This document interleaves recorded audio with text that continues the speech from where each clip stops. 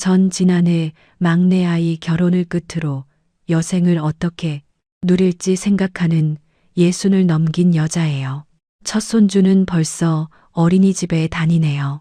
맏아들 혼례식을 치른 그날 남편과 함께 집으로 돌아와 막내까지 출가시키고 나면 시골로 내려가 살기로 다짐했어요.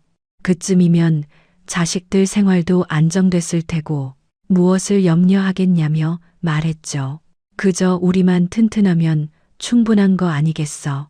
그렇게 함께 웃으며 약속했습니다. 그리고 막내 결혼 후 저희 둘은 약속을 지켜 고향으로 돌아왔어요. 고향은 정말 많은 것이 변해 있었습니다. 남편과 전 어릴 적 같은 골목에서 자란 초등학교 친구예요. 그래서 동네 구석구석 추억이 가득했는데 시간은 참 무심하다고 사라진 풍경이 적지 않았어요. 저희 옛집도 마찬가지였습니다. 남편이 지내던 곳은 다행히도 그대로였지만 제가 자랐던 집은 이미 철거되고 대형마트가 들어서 있었어요. 우리는 남편의 옛집을 보수했습니다. 마당 구석에 정말 작은 텃밭도 만들고 우리 강아지 둘 서리와 녀석들이 마음껏 뛰어놀 수 있는 공간도 꾸미고 그렇게 정착할 준비를 다 했어요.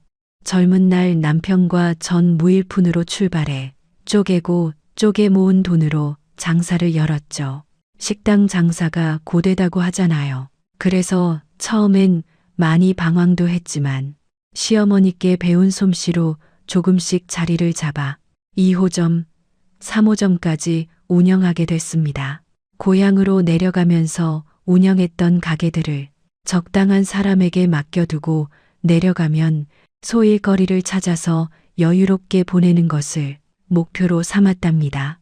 그렇게 노년은 평화롭고 안락하게 지내게 될 것이라고 예상했었는데 이런 일이 벌어질 것이라고는 조금도 예상하지 못했답니다. 우리 장남이 처음으로 결혼하고 싶은 여자가 있다고 말하면서 집에 데려온 날은 잊을 수가 없어요. 연애는 뒷전이고 오로지 일에만 빠져 산다고 생각했었거든요. 그래서 선자리를 좀 알아봐야 하나 싶어서 몇 번이나 슬쩍 물어봤지만 어물쩍거리면서 대답을 안 하더라고요. 남편은 만나는 사람이 있어서 그런 건 아니겠냐고 했지만 연애하는 녀석의 얼굴이 아니라서 확신할 수 없었답니다. 그래서 절에 같이 다니는 분이 선자리를 소개하고 싶다고 했을 때 바로 아들에게 이야기를 꺼냈습니다. 이전에 이야기했을 때는 그럴 시간이 없다고 했으면서 이번에는 세상에 만나는 여자가 있다고 하더라고요.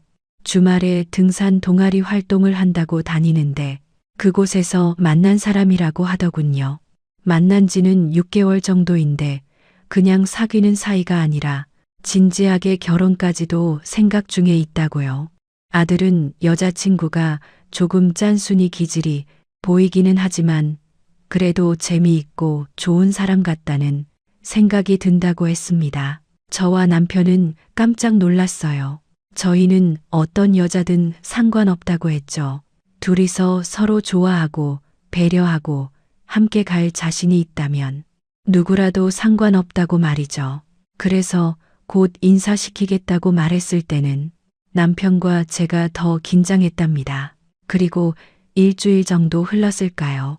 아들이 여자친구를 소개시켜주고 싶다고 연락이 왔습니다. 무슨 한정식 집을 예약했다고 해서 나오라고 하더라고요. 우리는 엄청 긴장한 얼굴로 예비 며느리를 만나러 갔습니다. 처음 보는 예비 며느리는 우리처럼 긴장을 하긴 했지만 눈이 반짝이는 것이 엄청 똑 부러지게 보였습니다. 왜 맏며느리감이라는 표현이 있잖아요. 딱 그런 거 같더라고요. 첫인상부터 저는 마음에 쏙 들었답니다. 어머니, 여기 음식 다 괜찮아요. 특히 잡채가 일품인데 좀 드셔보세요. 오빠가 아버님은 육회를 좋아하신다고 하더라고요. 음식이 나오기 시작하자 접시에 덜어서 저희 앞에 놔주면서 맛있다고 드셔보라고 권하는 것이 얼마나 예뻐 보이던지요. 첫인상이 좋아서 그런가 하는 행동이 다 예뻐 보였습니다. 저만 그런 것이 아니었어요. 남편도 집에 와서도 너무 마음에 든다고 칭찬 일색이었죠. 내가 예의도 바르고 참하더라. 싹싹하니 저희 가족들은 다들 예비 며느리의 매력에 흠뻑 빠졌답니다. 아들 녀석도 싱글벙글해서는 상견례 자리를 빨리 만들어야겠다고 했습니다. 상견례 자리에서 만난 사돈어른들도 무척이나 사람이 좋아 보이셨어요. 금방 이야기가 잘 통했죠. 결혼 준비는 애들에게 맡기기로 하고 그 자리에서 이야기가 마무리되었답니다. 우리 때와는 다르게 예물이고 예단이고 요즘 애들 사이에서는 간소하게 하는 편이라고 하더라고요. 스몰 웨딩이니 뭐니 하면서 번잡스럽게 크게 결혼식을 하지도 않고 말이죠. 아이들이 그런 이야기를 처음 꺼냈을 때 저희는 그런 부분을 크게 신경 쓰지 않았어요. 그래서 아이들이 좋을 대로 하라고 했죠. 부모의 입장에서는 제일 좋은 것이 아이들이 무탈하게 알아서 잘 산다면 그것만으로도 충분하다고 생각했기 때문이죠. 다행스럽게 사돈도 크게 따지지 않으시더라고요.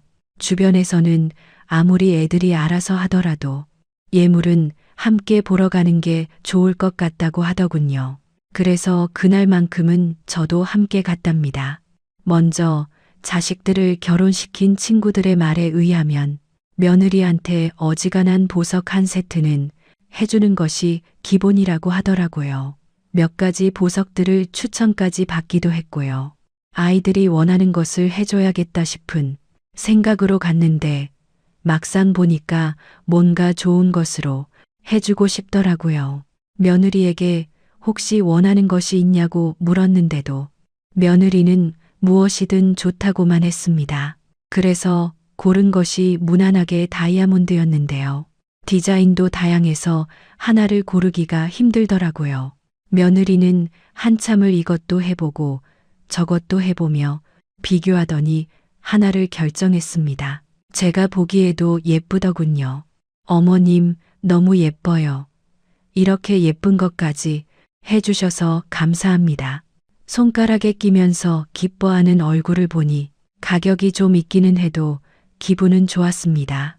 소규모로 진행되었다고 하더라도 결혼식 당일은 정말 정신이 없었어요. 기분이 좀 묘하더군요. 도대체 이 녀석은 결혼을 언제 하나 고민할 때도 있었는데 말이죠. 저는 결혼식 내내 아들 내외가 서로 믿고 의지하면서 앞으로의 날들을 보낼 수 있기만 하면 좋겠다는 생각이 들었습니다. 요즘 신혼여행을 간다고 하면 해외로 많이 다녀오는데 우리 아이들은 희한하게도 제주도에 간다고 하더라고요. 의외다 싶었는데 회사에 일이 있어서 길게 자리를 비울 수 있는 여건이 아니라고 했습니다. 저는 그래도 신혼여행인데 섭섭하지 않겠느냐고 물었지만 며느리는 다음에 좋은 곳으로 가면 되지 꼭 멀리 갈 필요 있느냐고 웃기만 했죠. 그런데 신혼여행을 다녀온 아이들이 인사를 하러 왔는데 아들의 얼굴이 좀 이상하더라고요. 화가 난 것 같은데 신혼여행 가서 싸웠나 싶더라고요. 며느리에게 무슨 일이 있었느냐고 살짝 물었는데 며느리는 아무 일도 없었다고 하면서 웃기만 했답니다. 이상하게 아들과는 전혀 다르게 며느리는 멀쩡하더라고요. 그래서 저희도 깊게 묻지 못해서 가만히 있기만 했죠. 아들은 무슨 할 말이 있는 것 같아 보였지만 이내 고개를 저으며 아무 일도 없었다고 했습니다. 아이들이 아니라고 하는데 캐묻기가 뭐해서 그냥 넘어갔죠. 다음 날 집으로 돌아가는 순간까지도 둘 사이는 무언가 묘한 기류가 흐르고 있었습니다. 얼마 후 며느리가 신혼집으로 저희를 초대해서 밥을 먹고 싶다고 연락이 왔어요. 저희는 기쁜 마음으로 찾아갔죠. 집은 깔끔하게 정리되어 있었습니다. 잡다한 가구들이 많은 것도 아니고 정말 필요한 몇 가지만 있더라고요. 거실이 너무 썰렁하지 않냐? 소파라도 좀 있으면 낫겠구먼. 모르는 소리 하지 마요. 요즘 애들은 집에 뭘 많이 안 둔다고 하잖아. 어련히 알아서 잘할까? 남편은 그래도 너무 집이 사람 사는 것 같아 보이지 않는다고 아쉬워했습니다. 사실 벽에 그 흔한 달력도 시계도 없는 것이 뭔가 딱딱한 느낌을 주는 것도 사실이기는 했습니다. 하지만 며느리 취향이 그런가 보다 했습니다. 식탁에는 여러 반찬을 정갈하게 준비해 두었더군요. 이걸 다 만들었냐고 물었더니 아무것도 아니라고 하면서 입맛에 맞을지 모르겠다고 웃더라고요. 남편도 깜짝 놀라며 말했어요. 세상에 이걸 다 혼자 했단 말이냐. 별거 아니에요, 아버님. 요즘 인터넷에 조금만 쳐보면 다 나온답니다. 만드는 법, 그래서 금방 준비했어요. 저희 부부는 흐뭇한 마음으로 저녁을 즐기고 집으로 돌아왔습니다. 아들 부부에게 큰 걱정은 없겠다. 안심한 순간이기도 했습니다. 그렇게 첫째에 대한 걱정을 덜어둔 채로 시간이 꽤 많이 흘렀어요. 그 사이에 손주들도 태어났고 둘째 아들도 결혼을 앞두고 있었죠. 둘째는 무슨 방랑벽이 있는지 한 곳에 잘 있지 못했습니다. 그래서 결혼도 포기했는데 같은 일을 하는 사람이라고 데리고 와서 깜짝 놀랐지 뭐예요. 결혼식도 크게 할 생각이 없어서 양가 가족들만 모시고 식사하는 것으로 대체한다는데 요즘 그런 것도 있나 보다 했죠. 예비 둘째 며느리도 포함해서 다 함께 식사 자리를 가진 적이 있었는데요. 그 자리에서 큰 며느리의 새로운 면을 보았습니다. 둘째 결혼식에 첫째가 뭐라도 해주고 싶은데 어떤 것이 좋겠느냐고 묻더라고요. 둘째는 당연히 사양했지만 첫째는 그래도 형인데 하나는 해주고 싶다고 하더군요. 그렇게 사양만 하지 말고 내가 해주고 싶어서 그래. 그럼 세탁기랑 건조기 해줄까? 첫째 말에 큰 며느리가 눈을 크게 뜨며 첫째 옆구리를 푹 찌르더군요. 첫째는 모른 척하면서 그 정도는 해줄 여력이 된다고 하면서 큰 소리를 쳤습니다. 저는 큰 며느리 바로 맞은편에 앉아서 그런지 며느리의 얼굴이 굳어가는 것이 너무나도 잘 보였습니다. 결국 아들 둘은 자기들끼리 투덕거리더니 뭐라고 하나를 정하기는 하더군요. 그리고 그렇게 먼저 둘째 애들이 나가고 첫째가 주방 정리를 하겠다고 나섰습니다. 저는 제가 알아서 한다고 했는데도 끝까지 고집을 부리더라고요. 결국 주방을 내어주고 거실에서 과일을 깎는데 접시를 잊었더라고요. 그래서 다시 주방으로 가는데 아이들 둘의 목소리가 들렸습니다. 저는 정말이지 그런 목소리는 처음 들었습니다. 그렇게 사근사근하고 다정하기만 하던 며느리의 목소리에 찬바람이 쌩쌩 불더라고요. 오빠, 지금 제정신이에요?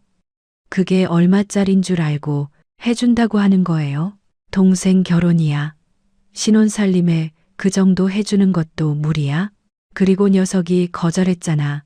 자기들은 차라리 커피 머신 사주면 좋겠다고 하면서 커피 머신이 무슨 땅 파면 나오는 거예요? 그것도 다 돈이라고. 두 아이들은 아까 결혼 선물을 가지고 다투는 것 같았습니다. 그놈의 돈, 그 소리 좀 그만하면 안 되냐. 무슨 얘기만 하면 돈을 시작해서 돈으로 끝나. 내가 이런데 너하고 무슨 얘기를 하냐. 그럼 돈 없이 어떻게 살아요? 아이들의 언성이 높아졌습니다. 저는 나서기가 좀 애매했습니다. 둘 사이에 뭔가 제가 모르는 일이 있었나 싶었습니다. 사실 저도 남편과 처음 결혼했을 때 모든 걸 아끼고 아꼈던 일이 있었거든요. 그래서 며느리의 마음이 이해가 되기도 하더라고요. 어색한 분위기를 풍기며 집에 가겠다는 아이들을 보내두곤 저는 아들과 이야기를 좀 해봐야겠다 싶었습니다.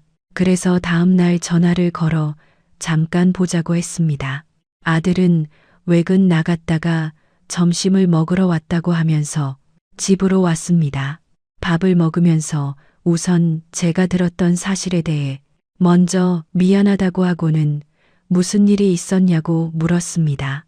아들은 별일 아니라고 하면서도 좀처럼 굳은 얼굴을 풀지 않더라고요.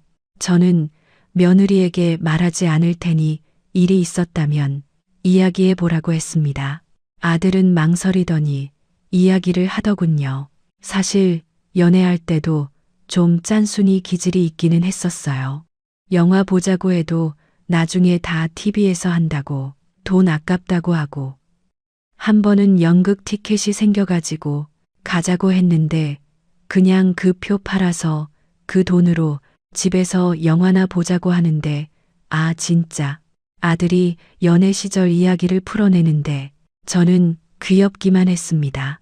그런 돈이 아깝게 느껴질 수도 있다 싶었습니다. 원래 연애랑 결혼은 다른 거야.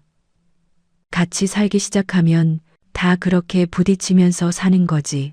그런 거 다 털어놓고 맞춰 가다 보면 괜찮아져. 엄마, 아빠는 뭐 처음부터 잘 맞았겠니? 다 그런 과정 겪는 거지. 뭐 여기까지 와서 일러주고 그러냐? 너는? 저는 결혼 초반에는 그랬던 경험이 있었답니다. 그렇게 어릴 때 동네에서 어울려 다녀서 서로 잘 안다고 생각했는데 막상 같이 사는데 안 맞는 것들이 어찌나 많은지. 물론 저희도 그런 부분으로 많이 싸웠기 때문에 아들 내외도 충분히 괜찮을 것이라고 생각했습니다. 그런데 아들은 결이 너무 다르다고 말하더군요. 그러면서 하소연하듯이 이야기를 쏟아내기 시작했습니다. 엄마, 근데 그래도 이건 진짜 해도 너무 하잖아요. 화장실에서 볼일 보고 휴지 쓰는 것까지 간섭한다고요. 휴지도 두 겹으로 되어 있는 거 한 겹씩 나눠서 쓰라고 해요. 그러면서 대변 보고 나서는 꼭 네 칸만 써야 한다고. 그거보다 더 썼다고 하면은 아주 난리도 이런 난리가 없어요. 아예 미리 딱 끊어두고는 몇 갠지 체크까지 한다니까요. 아들은 심각한 얼굴로 이야기하는데 저희 부부는 웃음이 터져버렸습니다. 저도 처음에는 빈손으로 시작하다 보니 휴지도 칸수를 정해둔 적이 있었거든요. 며느리처럼 겹을 나눠본다는 생각은 안 했지만 말입니다. 저는 요즘에도 그렇게 사용하는 애가 있는가 싶어서 놀라기도 했습니다. 아들은 저희들을 보면서 이게 웃음이 나올 일이냐며 짜증을 내더군요. 저는 그것 말고 뭐가 또 있느냐고 물었습니다. 아들은 연이어서 계속 이야기를 하는데 점점 더 이건 좀 아니지 않나 싶더라고요. 대표적인 것이 물티슈였어요. 아이들을 키우다 보면 물티슈를 많이 사용하게 되는데 그런 물티슈를 한 번 사용하고 나면 빨아서 다시 쓴다고 하더라고요. 위생을 생각하면 말도 안 되는 소리였습니다. 특히 아이를 키우는 집에서 말이에요. 하지만 며느리는 그렇게 하고 있다니 온몸에 소름이 돋더라고요. 그리고 밤 8시가 되면 집안의 불을 일체 켜지 않았는데 그게 다 전기세를 아끼기 위해서라고 하면서 한숨을 내쉬었습니다. 그런 것은 문제라고 하기에는 좀 아닌 것 같다고 말했는데 아들은 집에 와서도 급히 처리해야 할 일이 있는데 며느리가 워낙 컴퓨터 켜는 것도 잔소리라 매번 그런 문제로 싸움이 된다고 했습니다. 문제는 그렇게 화를 내던 며느리도 밤 11시간 넘어서는 뭘 하는지 방을 환하게 밝혀두고는 컴퓨터로 무언가를 정신없이 하고 있다는데 무슨 일인지 아들도 모르고 있었습니다. 샤워를 할 때도 물을 받아서 쓰지 물을 틀어놓고 있으면 무슨 하늘이 무너지는 것처럼 다그치는 편이라 점점 숨이 막힌다고 한숨을 내쉬더군요.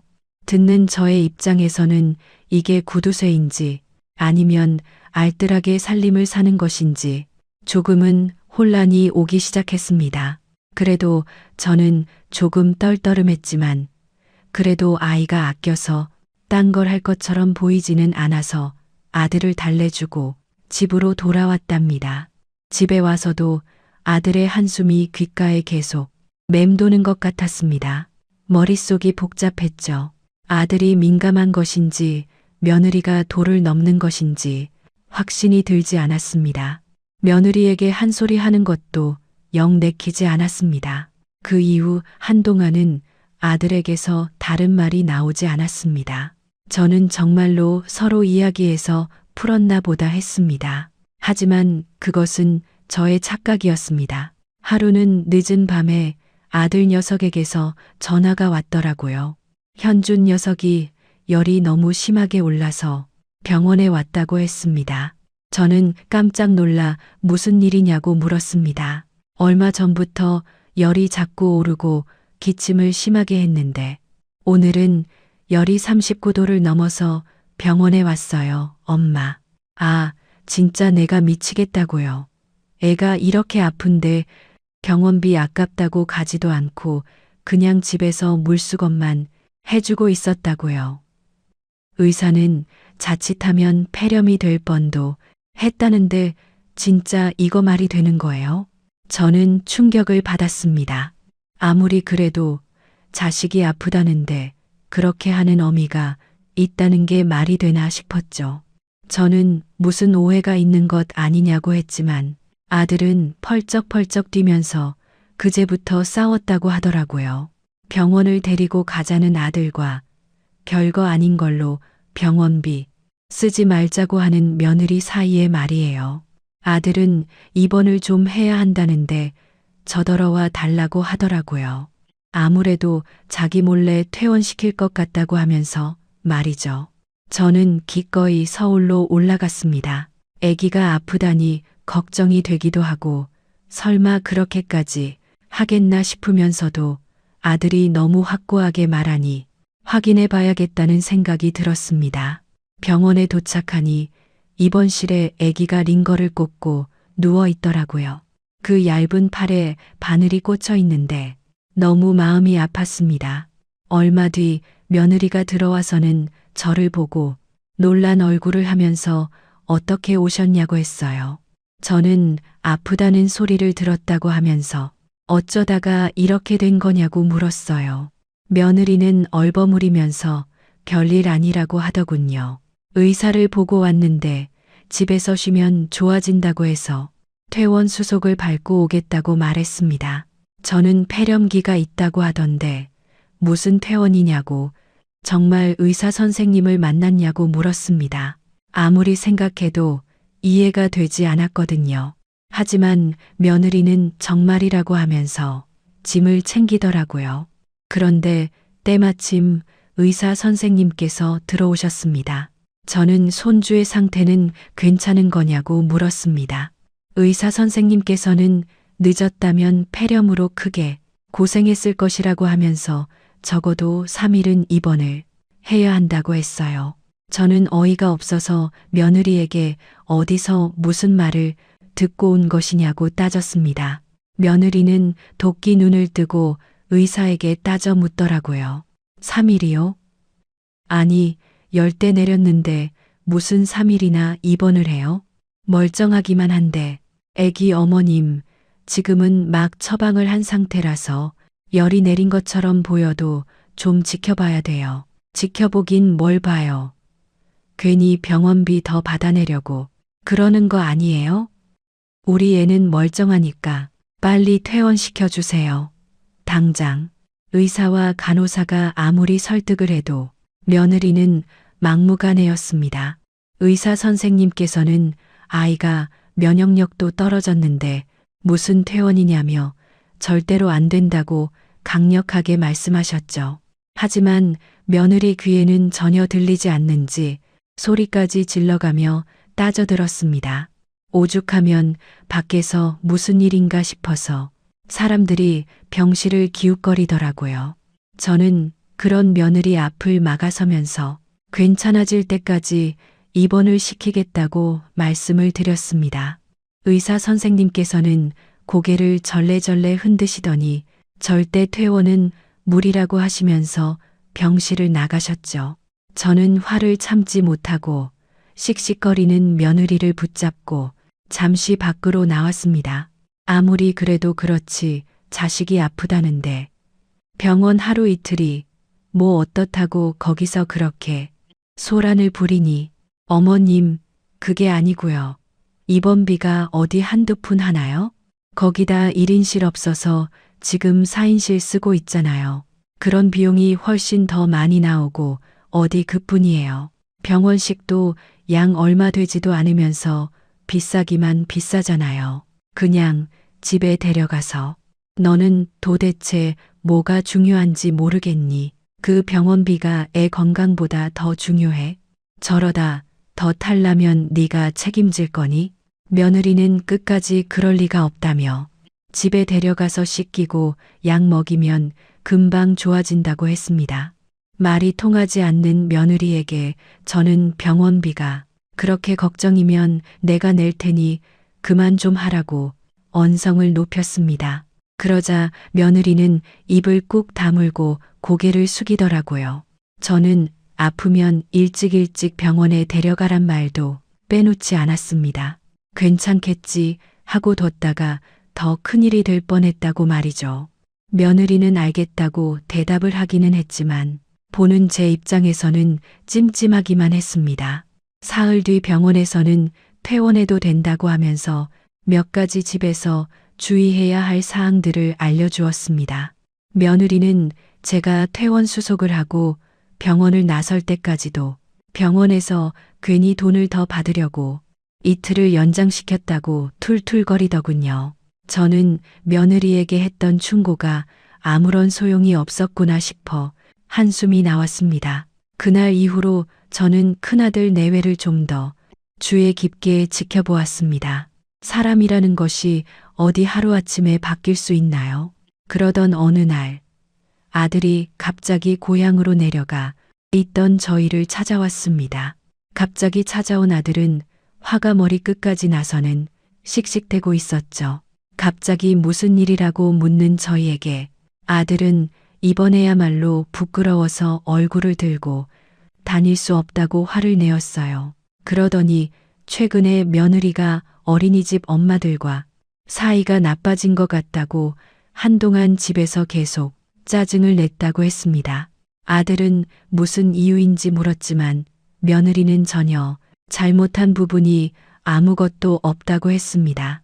아들은 엄마들 사이에서 겉돌다가 아이들에게까지 그 영향이 미칠까 걱정을 하고 있었다고 합니다. 그러다 아주 우연한 기회로 그 이유를 알게 되었다고 했습니다. 평소보다 이른 시간에 퇴근한 아들이 1층에서 엘리베이터를 기다리다가 같이 있던 아주머니들끼리 나누는 이야기를 듣게 되었는데 거기서 자기 집 이야기가 나왔다고 합니다. 무튼 진짜 너무하지 않아? 하루 이틀도 아니고 뻔뻔하게 같이 밥 먹다가 귀신같이 사라진다니까. 돈 낼 때만 되면 그러면서 뭐가 그렇게 당당한지. 그것보다 어린이집 행사에 자기만 쏙 빠지는 거. 난 그게 더 기분 나빠. 내 말이. 그러면서 참여한 척하면서 이래저래 말도 많고. 애들은 착한데 난 이번에 그냥 좀정 떨어졌어. 한마디 했다고 소리 지르면서 완전 눈 뒤집혔던데 봤어? 아들은 엄마들끼리 그런 문제가 있는 것은 둘째치고 동네방네 소리를 지르면서 엄마들이랑 싸운 것이 너무 부끄러웠다고 합니다. 며느리는 엄마들을 양아치 취급하면서 비꼬는 바람에 더 일이 커진 것도 한몫했다고 합니다. 아들은 전말을 다 알고 나니 부끄러워서 도망칠 수밖에 없었다고 했습니다. 돈 귀신 붙었다고 수군거려요. 어린이집 행사에 돈 한 푼 보태는 일 없고 자기들끼리 모아서 뭘 하려고 하면 이름만 슬쩍 올려놨으면서 유세는 다 떤다고 정작 하는 것도 하나 없이 그런 엄마 밑에서 애들이 뭘 배우겠냐고 하는데 제가 진짜 얼굴을 못 들고 다니겠어요. 이래도 참아요. 저는 흥분한 아들을 달래면서 며느리와 이 문제에 대해 이야기해 본 적이 있냐고 물었습니다. 아들은 몇 번이고 말을 했지만 들은 척도 하지 않는다고 했습니다. 저는 혹시 이번 일로 애들이 또래들과 노는데 문제가 생긴 것은 아닌지 물었습니다. 아들은 안 그래도 놀이터에 가면 친구들이 잘 놀아주지 않는다고 울상인데 이런 일 때문에 아니냐고 한숨이었습니다. 하지만 더 큰 문제는 따로 있었습니다. 아들은 알뜰하게 아끼는 것처럼 보여도 결국에는 자신을 위해서만 돈을 쓰고 있다고 하면서 얼마 전 우연히 본 이야기를 했습니다. 바이어들 선물을 구입하기 위해 맡겨둔 물건을 찾으러 갔다가 직접 봤다고 하더군요. 저는 깜짝 놀랐습니다.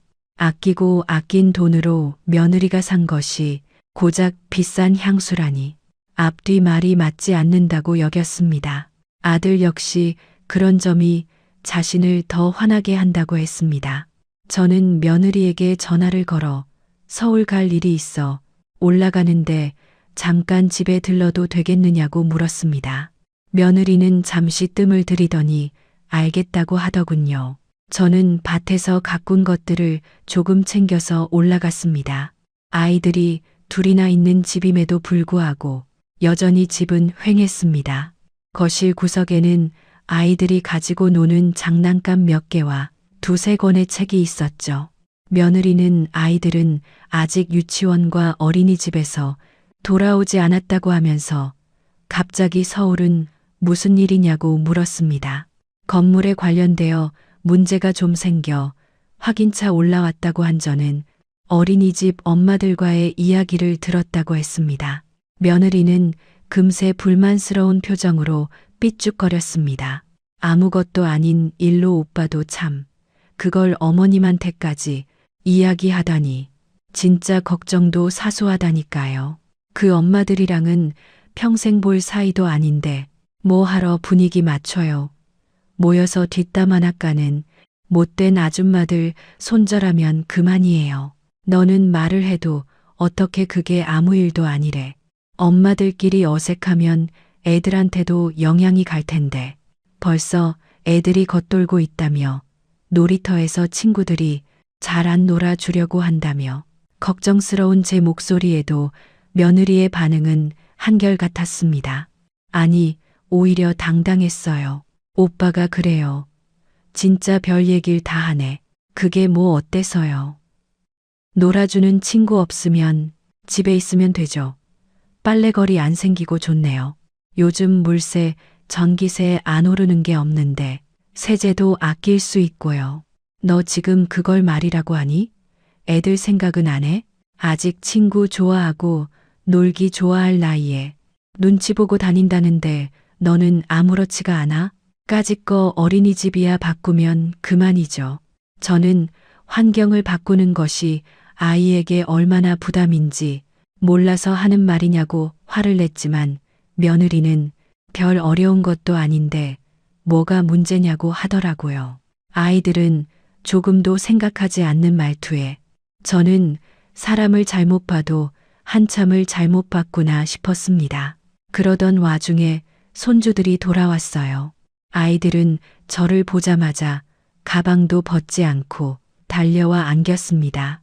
방금까지 며느리와 이야기를 하며 올라왔던 화가 단숨에 녹는 기분이 들었습니다. 저는 우리 강아지들 잘 다녀왔냐며 품에 안았습니다. 그런데 아이들의 옷이 좀 이상했어요. 남자 아이들이라 장난이 심해 옷이 금방 더러워진다고 하더라도 좀 그 정도가 심했습니다. 중간중간 구멍 뚫린 데 있었고 전체적으로 낡았다는 인상을 확 받을 정도였습니다. 제가 옷을 살펴보는 것을 눈치챈 며느리는 물려받기를 해서 그렇다고 하면서 구멍 난 부분은 기워 입으면 된다고 하더라고요. 저는 이 정도면 금방 엉망이 될 텐데 하나 사서 입히는 것이 어떻겠냐고 했습니다. 며느리는 애들이 금방금방 자라는데 돈 아깝게 옷에 왜 돈을 들여 사느냐고 하더라고요. 이렇게 있다가 떨어지면 또 여기저기 구해서 입히면 된다고 말하며 아이들을 좀 씻겨야겠다고 하면서 화장실로 들어갔습니다. 저는 아이들이 벗어둔 가방을 열어보았습니다. 지퍼가 고장이 났는지 제대로 열리지도 않더라고요. 겨우 열었더니 가방도 물려받기를 한 모양인지 내부가 여기저기 덧댄 흔적이 보였습니다. 아무리 아낀다고 해도 이렇게까지 할 필요가 있을까 싶은 생각이 들었습니다. 저는 아이들 방으로 들어갔습니다. 방 안에는 옷장 하나, 책상 하나, 책상으로 쓰는 것인지 좌식 상이 하나 있을 뿐 아무것도 없었습니다. 저는 옷장을 열어보았습니다. 눈에 익은 몇 벌을 제외하고는 누가 봐도 물려받은 것이 명확할 정도로 얼룩진 옷들 뿐이었습니다. 책장의 책들도 상태는 거의 비슷했어요. 책을 뽑아 넘겨보면 내부가 제대로 된 것들이 거의 없었습니다. 곳곳에 찢어지고 낙서가 가득하게 되어 있어 글자는커녕 그림도 온전히 볼만한 것들이 없었죠. 책장 아래에는 장난감 바구니가 들어 있었는데요. 그 안에 사정도 별반 다르지 않았습니다. 작년 둘째가 크리스마스 선물이라고 하면서 해외에서 보내준 로봇과 블록을 제외하고는 찌그러진 종이컵이 들어 있었습니다. 저는 숨이 턱하고 막혔습니다. 때마침 화장실에서 며느리와 애들이 나오더군요. 애들 보는 책이 왜 다 이 모양이냐? 이래서 글자는 보이겠니? 그림은 어떻고 다 찢어지고 낙서되어 있고 이거 애들이 얼마나 힘들었으면 죄다 멀쩡한 게 없어. 어차피 아직 글자 몰라요. 그림만 대충 보면 그만인데 아무거나 보면 되죠. 돈 아깝게 책을 왜 사요? 나중에 글자 알게 되면 그때 가서 생각할게요. 그리고 유치원에 책 많아요. 저는 아무리 애들이 어려서라고 하지만 책을 보면서 뭐라도 하나씩 배우는 게 있어야 되지 않겠냐며 이런 책은 내다 버리라고 했습니다. 이거 주워온 지 얼마 되지도 않았어요. 아깝게 왜 버려요? 멀쩡하기만 한데. 아, 진짜 어머님, 별일도 아닌 거 가지고 왜 이렇게 잔소리세요? 애기 아빠가 뭐라고 고자질했는지 모르겠지만 그거 다 오버해요. 어떻게 나이를 들수록 투정만 늘었는지 며느리는 혀를 차면서 어머님이 자꾸 받아주시니 더 그러는 것 같다고 원망 섞인 눈으로 저를 바라보았습니다. 저는 순간 울컥해서 며느리에게 향수 이야기를 물었습니다. 그렇게 돈이 아깝고 아껴야 한다고 했으면서 그 돈으로 명품관을 다녀오냐고 말이죠. 물론 며느리는 딱 잡아댔습니다. 자기가 언제 그렇게 했느냐고 말하면서 절대 그런 적이 없다고 하더군요. 저는 명품관에서 향수를 사고 나오는 모습을 아들이 직접 봤다고 말했습니다. 순간 며느리는 놀란 얼굴을 하더니 입을 꾹 다물었어요. 이미 언성이 높아진 저는 며느리를 다그쳤습니다. 그렇게 돈이 아깝다고 하더니 그렇게 모은 돈으로 사치를 부리는 거냐? 애들한테 쓰는 돈이 그렇게 아까우면서 너한테 쓰는 돈은 안 아깝고 그래? 그게 어때서요? 저희 집 살림, 제가 뭘 하든 어머님이 무슨 상관이세요? 그렇게 하는 게 잘못된 일은 아니잖아요. 제가 사고 싶어서 샀어요. 그러려고 아껴봤어요. 문제 있어요? 며느리는 정말 모르겠다는 얼굴을 하면서 제게 따졌습니다. 저는 자기 자식들에게까지 그렇게 인색하게 굴면서 명품관에 다니는 것이 옳은 일이냐고 물었지만 대답은 한결같았습니다. 무엇이 잘못되었는지 전혀 모르겠다고 말이죠. 한술 더 떠서 왜 제가 자기 집 일에 간섭을 하는지 기분이 나쁘다고까지 했습니다. 며느리와의 대화는 계속 제자리였습니다. 그렇게 저는 큰 소득도 없이 집으로 내려와야만 했습니다.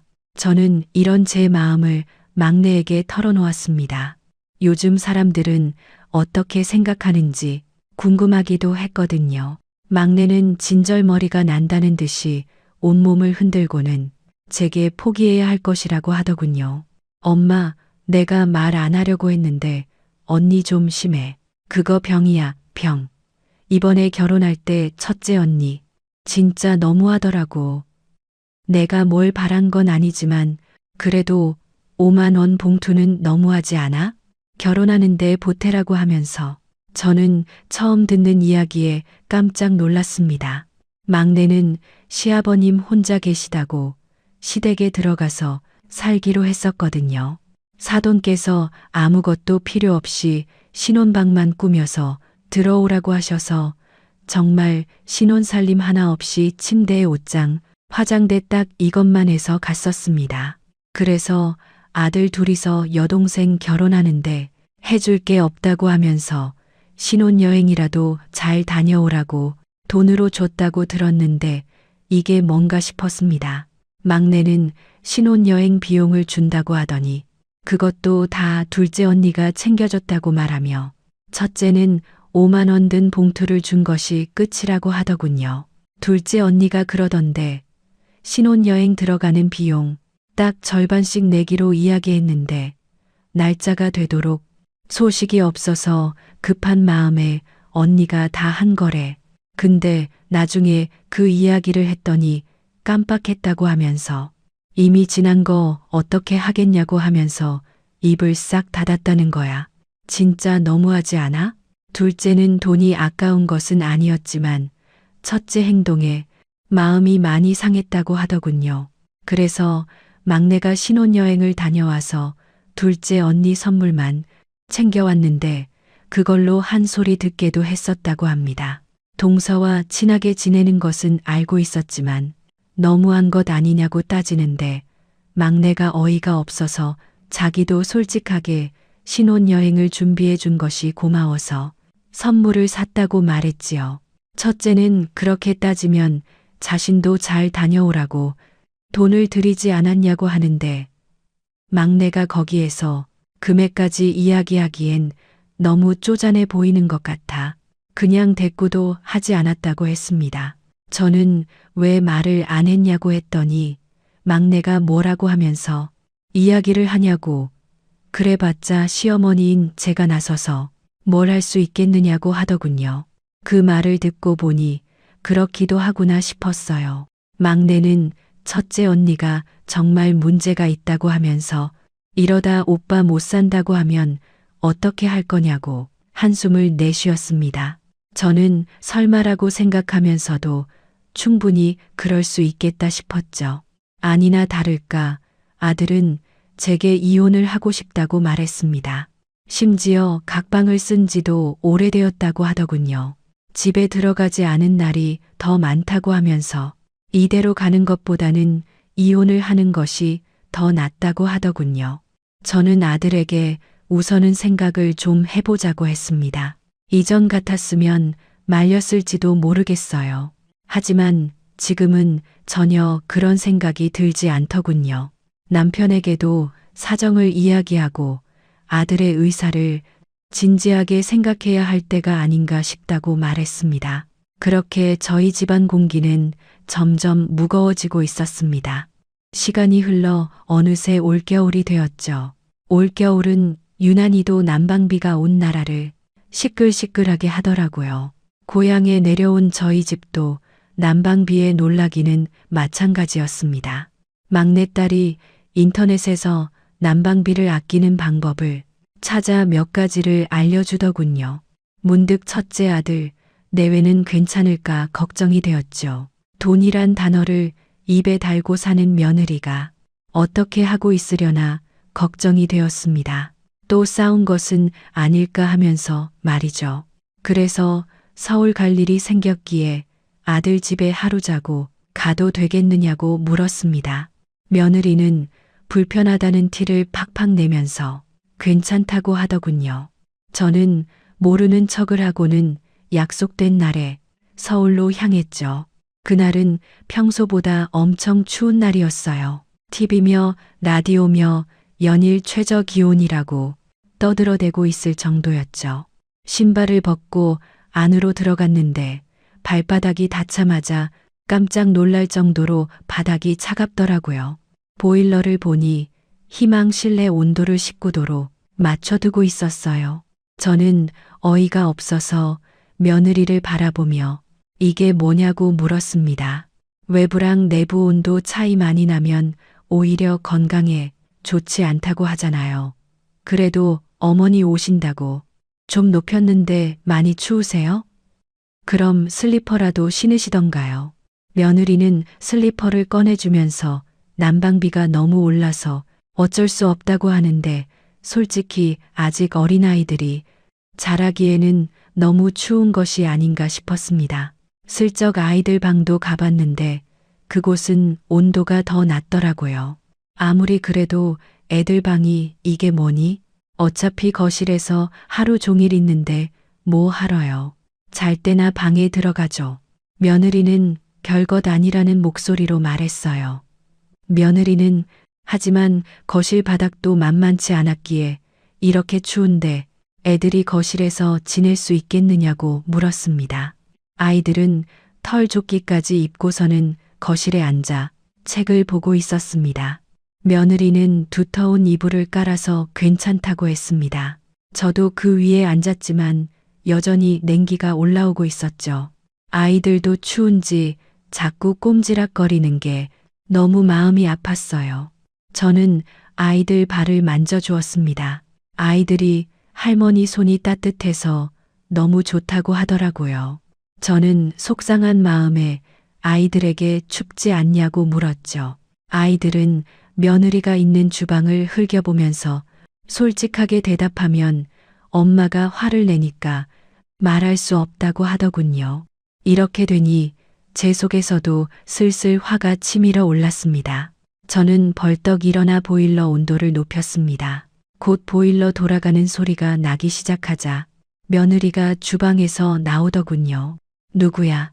누가 보일러 올렸어? 내가 그랬다.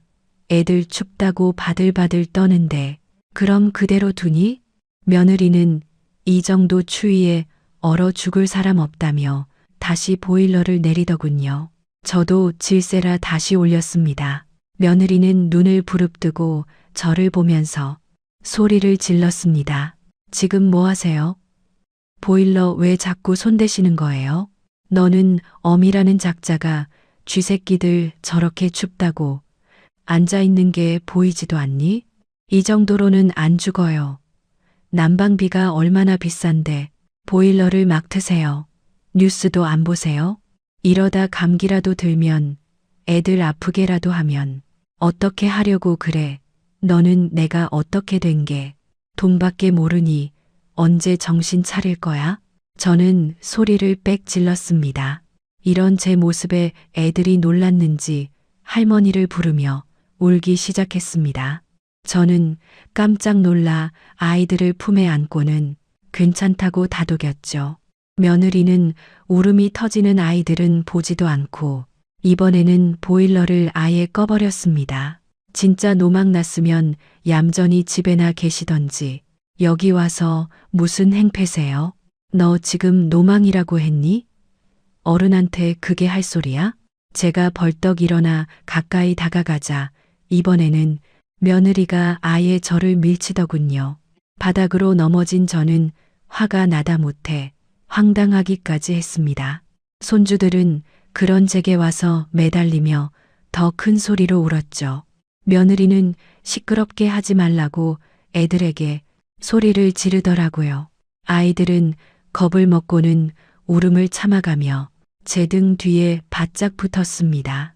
누구한테 큰 소리야?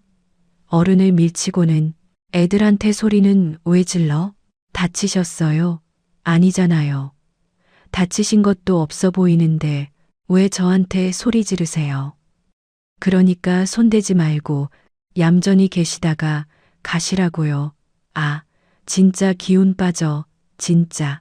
며느리는 아무렇지 않다는 듯이 얼굴색 하나 바뀌지 않고 그렇게 말하고는 안방으로 들어갔습니다.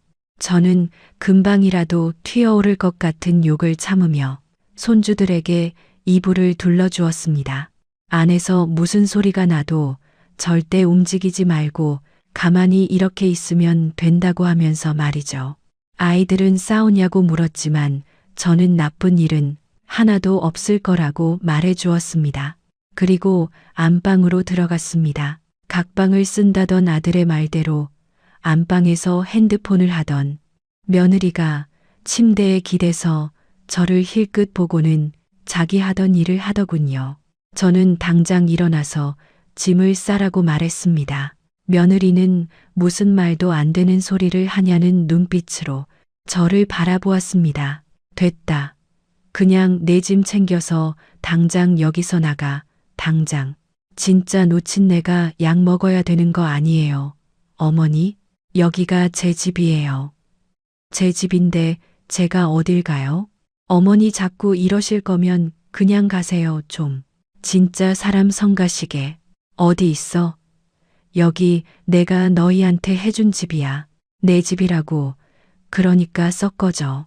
며느리는 말도 안 되는 소리라고 하면서 시집 올 때 해준 집이면 자기들 부부 집인 거지. 이제 와서 무슨 소리냐고 화를 냈습니다. 저는 대답 대신 옷장을 열었습니다.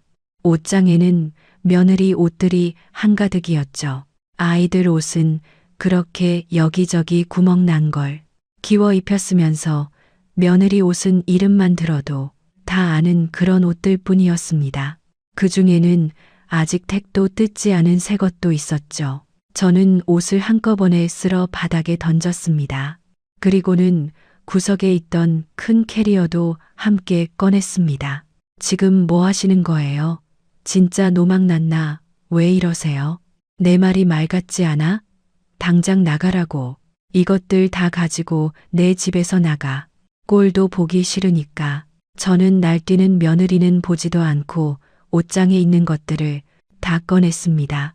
아들이 봤다고 하던 향수들도 상자째 그대로 있더라고요.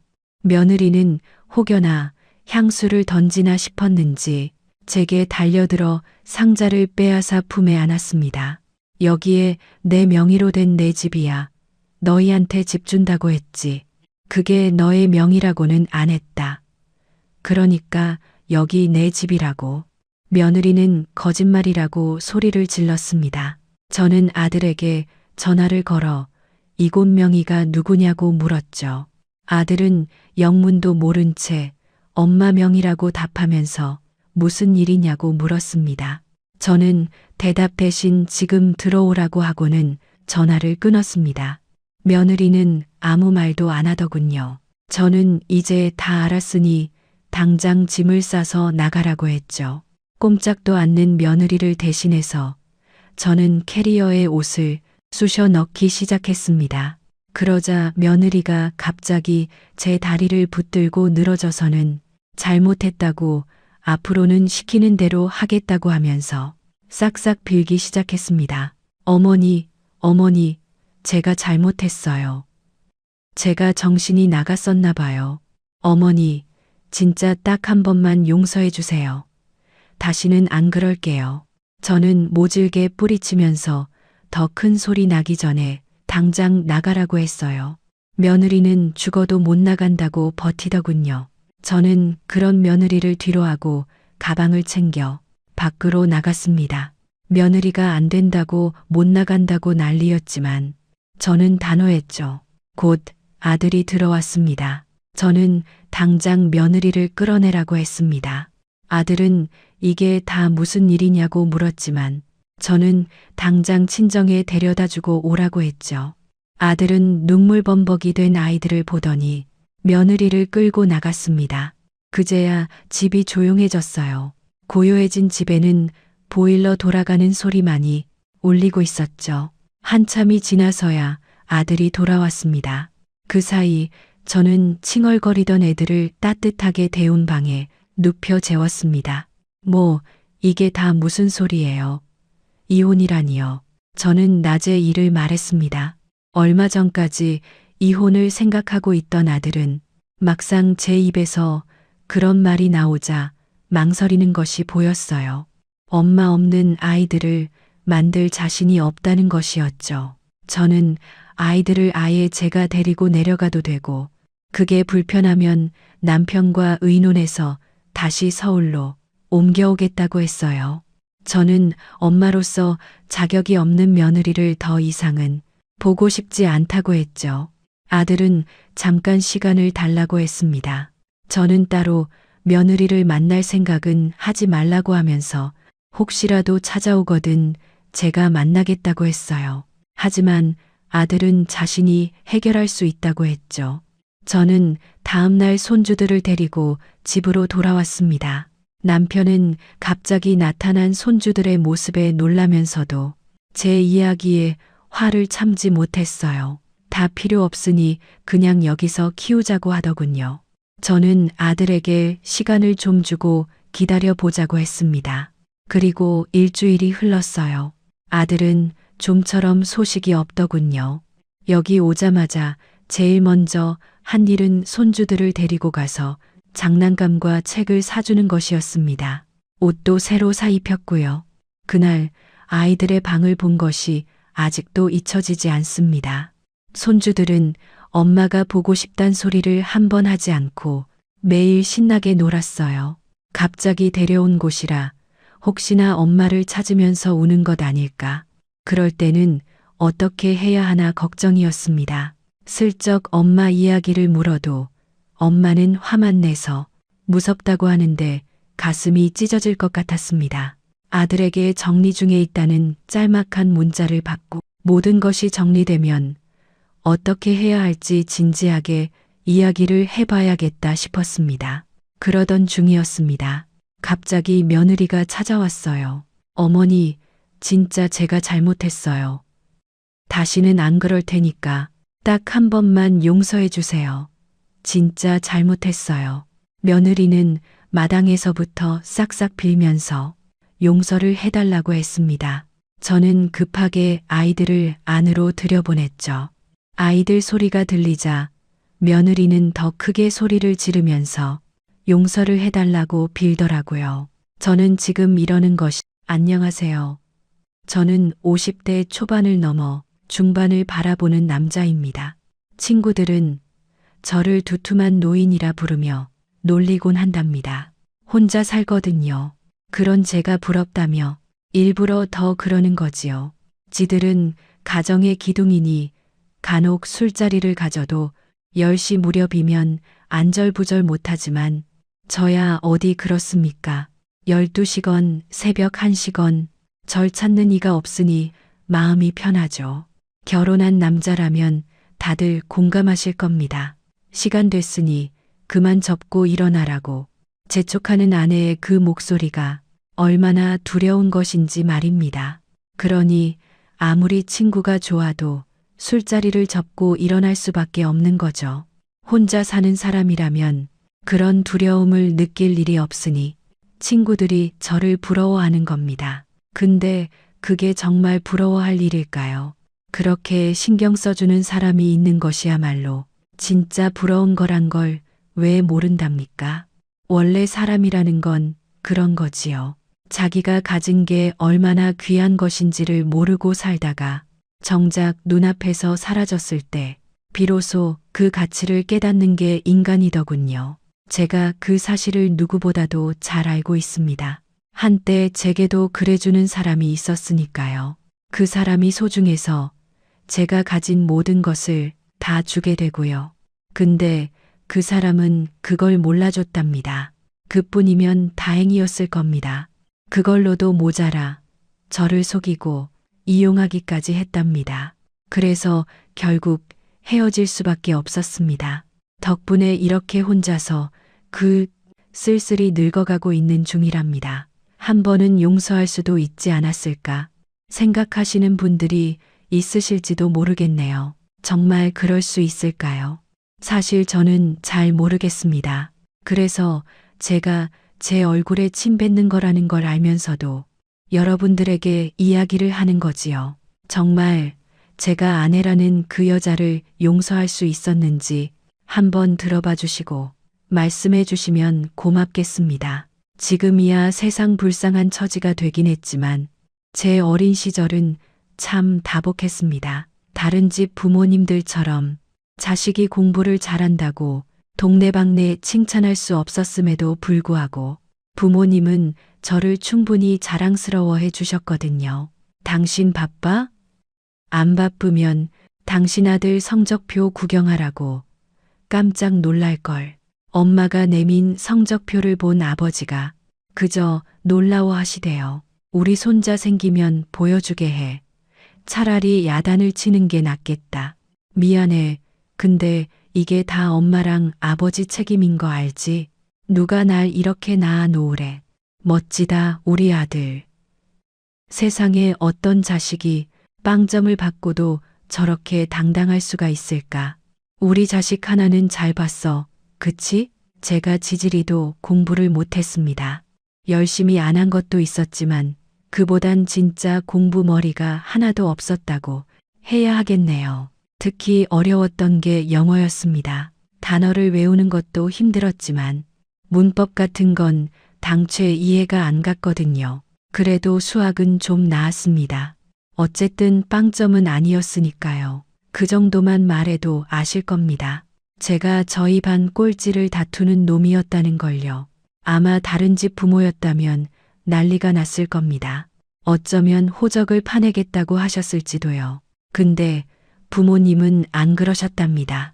공부 못하는 아들이 자랑스럽지는 않으셨겠지만 그렇다고 해서 그걸로 나무라시지도 않으셨거든요. 오히려 저를 더 북돋아 주셨답니다. 공부 머리도 타고나야 하는 거지. 아이, 공부가 다인 것도 아니고 사람은 다 타고난 재능이 다른 법이요. 아이, 그래서 국민교육헌장에도 나오잖냐. 타고난 저마다의 소질을 개발하고 우리의 처지를 약진의 발판으로 삼아 창조의 힘과 개척의 정신을 기른다고. 너한테도 그런 게 있을 거야. 그러니 그걸 잘 살리면 돼. 알았지? 옆에서 듣고 있던 엄마가 기가 막히다는 표정을 지으셨지만 그게 사실이었지요. 제 소질은 장사였거든요. 성적이 바닥을 기긴 했지만 그래도 어찌어찌해서 전문대는 들어갈 수 있었습니다. 그렇다고 사실 학교를 다녔던 것도 아니었습니다. 친구들이랑 놀기 바빴으니 수업에 들어가는 경우도 드물었습니다. 고만고만한 성적을 가진 애들이 모인 전문대에서도 제 학점은 역시나 바닥이었어요. 그래도 마냥 놀고 먹기만 한 건 아니었답니다. 때론 마음 맞는 놈끼리 뭉치기도 하고 또 때론 혼자서 열심히 일을 했거든요. 방학이면 강릉 경포대나 부산 해운대를 찾아 관광객을 대상으로 물건을 팔기도 했고 겨울엔 길거리에서 노점을 펼쳐서 이것저것 팔기도 했습니다. 제일 자랑 같지만 그래서 등록금은 거의 충당할 수 있었어요. 공부를 못한다고 결코 인생의 실패자가 된 건 아니라는 걸 보여준 거였지요. 당연히 인간관계도 좋았습니다. 친구도 많았고요. 단지 그 친구 대부분이 남자라는 게 문제였지만요. 저도 남자니 여자를 싫어할 리가 없었지만 이상하게 여자들이랑 있으면 좀 불편해졌을까요? 고등학교 친구나 대학 친구를 다 합쳐봐도 여자는 손에 꼽을 정도였답니다. 다들 친했지만 그중 가장 친했던 놈이 영재란 놈이었어요. 저랑 참 닮아있던 놈이었어요. 공부를 못하거나 그러면서도 생전 기죽지 않는 성향까지도요. 도전 정신이 유별났던 것도 그랬습니다. 대학에 가서 만난 친구였지만 정말 평생 벗 삼을 놈이라고 생각했답니다. 그놈도 저와 별다르지 않았죠. 그러니 그런 말까지 한 거겠죠. 내가 어쩌다 너 같은 놈을 만나서 이 고생인지 모르겠다. 우리 모친이 친구 잘 사귀라고 그렇게 당부했는데 내가 우리 모친 말을 거역한 대가치고는 너무 가혹하지 않냐? 이 새끼 봐라. 야, 누가 할 말인데. 내가 너 때문에 공부를 못해. 야, 아무리 그래도 기말고사가 내일 모레인데 이게 뭐 하는 짓이냐.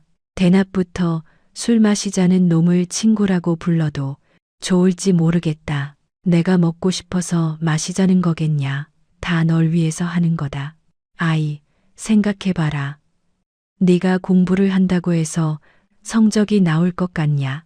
어차피 해봐도 안 될 게 뻔하니까. 아이, 괜히 하고 성적 안 나오면 네가 비관할 거 아니야. 그래서 내가 술 먹자고 한 거다. 아이, 핑계라도 생기잖아. 술 먹느라 공부 못해서 이 성적 나온 거라고. 다 너 생각해서 하는 일이라고. 네가 진짜 친구 하나는 기똥차게 둔 거지. 난 복이 없어서 친구를 못 사귄 거고. 너랑 술 먹어주느라 공부를 못해서 성적이 안 나오게 됐잖냐. 누가 들으면 넌 공부 잘하는 줄 알겠다. 너 지난 학기에 학사경고 먹은 걸로 아는데. 아, 그랬었나. 맞다. 우리 과에 너랑 나랑 둘이지. 젠장. 야, 그냥 술이나 먹자. 그럴까? 야, 이럴 때 보면 우리가 생각이 잘 맞아. 친구가 딱이야. 친구 소리 그만해라. 아, 왜? 내가 네 친구인데. 그럼 친구가 아니면 뭐냐? 네가 형제냐? 차라리 그게 낫겠다. 친구하긴 너무 자존심 상하니 차라리 형제를 해라. 아우, 그건 안 되겠다. 그러면 우리 부모님 너무 불쌍해지지 않냐? 나 같은 아들이 하나도 아니고 둘이면 좀 그렇잖냐? 형제도 못 되면 야, 그냥 매제 같은 건 어떠냐? 너 내 동생 사진 봤지? 너한테는 진짜 아까운 애지만 내가 인간 하나 구한다 치고 소개해 줄게. 됐거든. 내가 왜 내 매제로 돌아가? 매형이라면 그래도 생각해 보겠지만 농담처럼 나온 말이었지만 그것도 나쁘진 않겠다 싶대요. 저런 놈이 제 처남이라면 얼마나 재미있을까 싶었거든요. 그래서 그냥 하는 말인 줄 알았어요. 저 진짜 그놈이 그리 진지하게 생각하는 줄은 몰랐답니다. 어쨌거나 진짜 좋은 놈이었어요. 간신히 대학을 졸업하고 영재는 회사에 취직을 했습니다. 듣기로는 영재 아버님 지인이 하는 회사였다더라고요. 그러니 취직이 가능했던 거였지요. 그놈 성적에 제대로 된 회사를 간다는 게 가능한 일이 아니었어요. 전 취직을 애초에 포기하고 장사를 시작했습니다.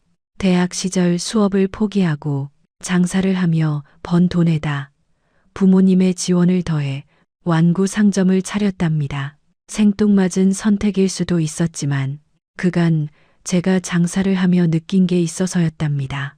다른 곳에는 지갑을 쉽게 안 열던 사람들도 자식 일이라면 무리를 해서라도 돈을 쓰는 걸 본디였으니까요. 초반에는 꽤 고전을 했어요. 제대로 된 거래처도 없었고 사람들 사이 소문도 없었으니 그럴 수밖에 없었죠. 그렇다고 주저앉을 제가 아니었습니다. 제가 공부머리가 없어서 그렇지 그렇다고 머리가 나쁜 건 아니었거든요. 사람들의 시선을 끌 아이디어도 준비하고 길거리에 나가 전단도 뿌리면서 가게를 살리기 위해 열심히 노력했답니다. 조금씩 사람들이 가게를 찾아주기 시작하셨어요. 모든 게 처음이 어렵지. 일단 한번 시동이 걸리면 탄력을 받는 게 장사랍니다. 그렇게 6년이 지날 무렵엔 소매와 도매를 겸할 정도에 이르렀답니다. 대체로 도매면 도매, 소매면 소매만 하는 경우가 많은데 전 그런 생각이 없었어요. 뭐로 가도 서울만 가면 되는 거 아닙니까? 돈을 벌 수 있는데 왜 하나만 하겠다는 건지 이해할 수가 없었어요. 다만 그러자면 제 몸이 많이 고달플 수밖에 없었답니다. 도매와 소매의 영업시간이 조금은 달랐으니까요. 아무래도 낮 시간에는 도매상이라기보다는 소매 쪽으로 치중을 해야 했고 늦은 저녁이나 새벽 시간엔 도매 쪽에 포커스를 맞춰야 했어요. 정신없이 일하던 시절이었어요. 열심히 일한 만큼의 대가가 주어졌고요.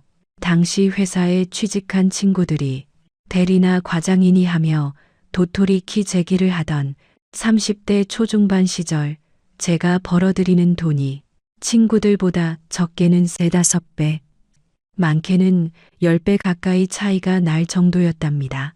예전에 저라면 지갑이 두둑하니 친구들 불러놓고 술도 사고 그랬겠지만 그때는 그럴 수가 없었어요. 하기 싫어서가 아니었지요. 시간이 없어서 그런 거였어요. 하루 종일 일을 하고 나서 주어지는 잠깐의 휴식 시간엔 집에 가서 잠자기 바빴거든요. 제가 아무리 친구를 좋아한다고 해도 몸이 따라주지 않으니 친구들을 만나는 일을 할 수가 없었어요. 결국 전 돈을 얻는 대신에 친구들을 잃어야 했답니다. 세상사가 그런 거죠. 하나를 얻으면 하나를 잃는 게 아니겠습니까? 안타까운 일이었지만 그래도 영재놈이 남았으니 괜찮다고 생각했습니다. 영재는 처음 회사에 들어간다고 했을 때는 몇 달 안 돼서 쫓겨나지 생각했는데 생각보다 훨씬 잘 버텼답니다. 저희 부친 말대로 저마다의 소질이 따로 있었다는 뜻이었겠죠. 예전엔 어설프게 보이던 놈이 하루가 다르게 달라지더군요. 그러더니 결국은 독립을 선택해 회사를 차리기까지 했답니다.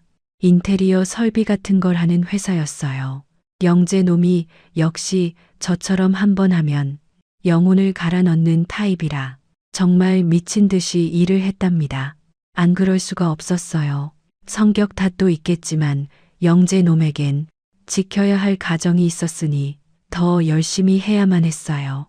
30을 훌쩍 넘겨서도 여전히 혼자였던 저와는 달리 영재 놈은 28이라는 비교적 이른 나이에 장가를 갔답니다. 그리고 애를 둘이나 낳았고요. 그러니 더 죽자 살자 일을 할 수밖에 없었습니다. 매사 설렁설렁 사는 것처럼 보이던 놈이었지만 그래도 책임감이 없는 놈이 아니었으니 그러는 게 당연했습니다. 그래도 인간이라는 게 기계일 수는 없겠지요. 그러다 벽에 부딪히고만 모양이더군요. 나 미국 간다. 미국? 출장이라도 가냐? 좋겠다. 출장은 무슨? 우리 같은 작은 인테리어 회사에서 미국까지 출장 갈 일이 뭐가 있다고. 출장도 아닌데 미국은 왜? 관광 가는군요. 돈 좀 벌었다더니 벌써부터 돈 쓸 궁리나 하고 잘한다. 그랬으면 좋겠다. 아예 가는 거야. 아예 가다니 너 설마 이민 간다는 거야? 아, 많이 고민했는데 이렇게는 못 살겠더라. 애도 좋고 돈도 좋지만 매일 일만 하고 사니 내가 지쳐서 못 버티겠어. 요새 애들 영어 때문에 유학도 보내잖냐. 그런 거 생각하면 그냥 다 가는 게 낫겠다 싶어서. 야, 그게 말이 돼? 겨우 영어 하나 가르치겠다고 이민을 간다는 게. 나 봐라. 영어 한마디 못해도 잘 먹고 잘 살잖아. 자랑이다. 영어 빵점. 야, 꼭 그런 것 때문만은 아니야. 그냥 이렇게 사는 게 맞나 싶어서. 눈 뜨면 일하러 나갔다. 퇴근하면 잠자기 급급하고 하는 게 무슨 의미인가 싶다. 말로는 애들 위해서라고 하는데 정작 애들은 아빠가 누군지도 모르고 크는 게 정말로 애들을 위한 건가도 싶고 세상이 안 힘든 사람이 어딨냐. 그렇게 따지면 난 아니. 넌 아직도 혼자 잤냐. 100만 원만 벌어도 먹고 사는데 부족함이 없을 놈이 뭐 그리 열심히 일해. 난 너처럼 못한다. 진짜 결심 굳힌 거야? 그래, 일단은 가보려고. 가서 안 되겠다 싶으면 돌아오지 뭐. 너도 이제 좀 사람같이 살아. 결혼도 하고 애도 낳고. 그러다 보면 이 형 마음을 조금은 알지 않을까. 결혼? 안 그래도 요새 우리 놓친애들 장난 아니야. 평생 잔소리 한마디 없던 분들이 요즘은 눈만 뜨면 결혼 타령이다. 당연하지. 너 조만간 40 된다. 그땐 힘없어 해도 못 만들걸. 말이 되는 소리를 해라. 40대 이러면 까마득하구먼. 암튼 내 나이가 안 늦은 건 아니잖아. 맨날 가게에만 붙어 있으니 여자를 만날 수도 없을 텐데. 진짜 너 형 밑으로 안 들어올래? 까분다. 내 밑으로 왜 돌아가? 나도 사장인데. 일 얘기가 아니고 내가 옛날에 말한 거 우리 동생 만나보라고. 결혼하면 더 좋고 그럼 네가 내 밑이 되는 거잖냐. 진짜 말이 되는 소리라야 들어주지. 그렇게 농담처럼 주고받은 말이 진짜가 될 줄 누가 알았을까요? 이민 준비를 하면서도 가끔씩 가게로 찾아온 영재가 어느 날 자기 여동생을 데리고 저희 가게로 왔답니다. 안녕하세요. 저 기억나세요? 우리 몇 년 만이지? 몇 년은 내 결혼식 날 보고 처음이니 벌써 6년인가 7년인가. 아이, 그래도 기억하네. 당연하지. 얼굴을 직접 본 건 두어 번이지만 네가 사진 보여준 게 몇 번인데. 오빠, 내 사진 한성 오빠한테 보여줬어? 아이, 뭐, 보여줬다기보다는 에이, 뭐, 아무튼 그렇게 됐어. 저게 하도 내 말을 안 들어서 사진 보여주면 들을 것 같다 싶어서. 아이, 걱정 마. 내 주민등록증 사진은 안 보여줬으니까. 야, 죄송해요, 오빠도. 진짜. 너희들은 나이가 몇 갠데 아직도 투덜거려. 아이, 어서 들어와. 그렇게 오랜만에 영재 여동생을 보았답니다. 예전이랑 많이 달라졌더군요. 아무래도 제가 볼 땐 어릴 때여서 그런 건지도 모르죠. 영애, 너 많이 예뻐졌다. 역시 여자는 나이가 좀 들어야 예뻐지나 보다. 나이? 설마 나이 때문일까? 아니, 그것보다는 화장이 아닐까? 오빠, 진짜 계속 그럴 거면 나 간다. 알았어. 쏘리. 그렇게 영재랑 영애와 오랜만에 수다를 떨었습니다. 영재, 놈이 곧 미국으로 간다는 생각이 많이 심란했는데 그래도 예전처럼 웃고 떠드니 그런 감정도 많이 줄더군요. 하긴 영재 말대로 미국이 못 갈 것도 아니고 영영 못 만날 것도 아니니 너무 유난을 떨 이유는 없었답니다. 그래도 예전처럼 힘든 일이 생길 때 술 한잔 하자고 말할 수 있는 놈이 사라지는 거였으니 마음이 안 좋은 건 사실이었어요. 그 자리를 영애가 메워주었답니다. 영재가 미국으로 떠나고 나서 영애랑 만남을 가졌어요. 영재 동생답지 않게 조용조용한 성격이 저랑 잘 맞았는데 알고 보니 그게 아니었어요. 그거야 오빠를 오랜만에 보니까 그런 거지. 원래 여자는 다 내숭덩어리인 걸 몰랐어. 하긴 오빠는 여자를 제대로 만나본 적도 없으니 잘 모르겠다. 누가 그래? 아이, 또 영. 그랬지. 꼭 말해줘야 하나. 척 보면 아는 거지. 진짜 오빠는 결혼할 마음이 없는 거야? 없긴 왜 없어. 아니, 근데 일하다 보니 기회가 없었던 거지. 그렇구나. 영재 오빠 말로는 오빠 알부자라면서. 알부자까지야. 그래도 없는 건 아니지. 돈을 많이 벌어서 그런 거라기보다는 돈을 쓸 시간이 없어서 그래. 들어온 돈이 통장에 고스란히 쌓이기만 하니 자연히 그리 되더라. 뭐, 그게 그거지. 오빠랑 결혼할 여자는 땡 잡는 거네. 이럴 때 보면 진짜 영재 동생 맞구먼. 그리 말하는 게 고상한지. 아이, 그 말은 진짜 기분 나쁘네. 취소해. 내가 어딜 봐서 성영재랑. 알았어. 그래, 취소한다. 취소해. 말은 그렇게 했지만 정말로 영애는 영재 동생이 맞았답니다. 제가 영재를 만날 때면 언제나 즐거웠거든요. 영애도 그랬답니다. 그래서 둘이 닮았다고 하는 거였어요. 자주는 아니지만 가끔씩 만나 웃고 떠들다 보니 조금씩 영애가 달라 보이기 시작했어요. 그게 정확히 사랑인지는 모르겠지만 안 보다 보면 생각이 나고 보고 싶어지고 그러는 건 확실했어요.